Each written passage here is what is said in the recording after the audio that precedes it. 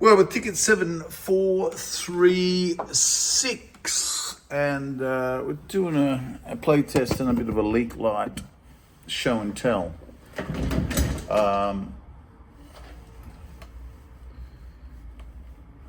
This is how it's sounding right now as it is.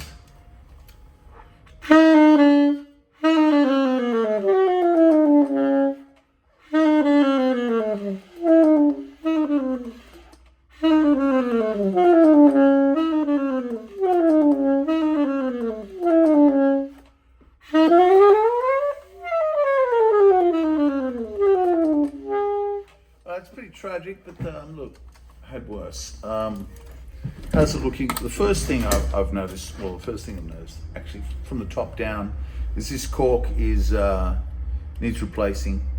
So that's the first port of call. Cork's old.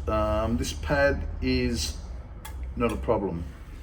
We do need to do an adjustment on the octave register mechanism. It's a little too far. That's not a major adjustment at all.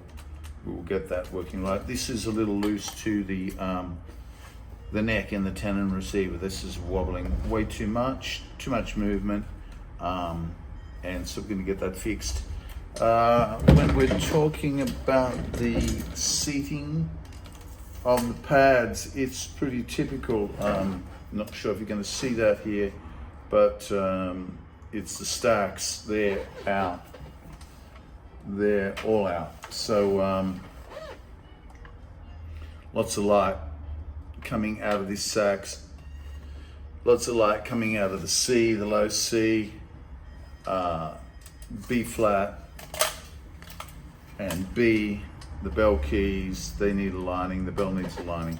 So there's a bit of typical service issues that we will address.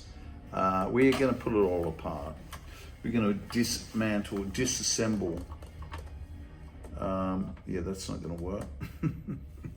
Wow. Yeah, just a little bit of light coming out of these sacks. Not going to help. And also up here, it's taken a knock on the E post, so that's going to get realigned. And also, there's some leak coming out of this D palm key, so this is not in a line either.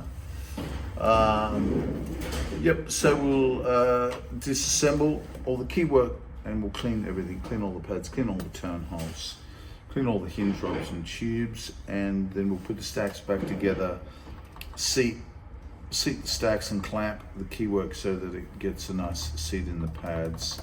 And then we'll do some regulation the next day and some lubrication, play testing, further adjustments. And as I said, we'll be putting a new cork on this and we're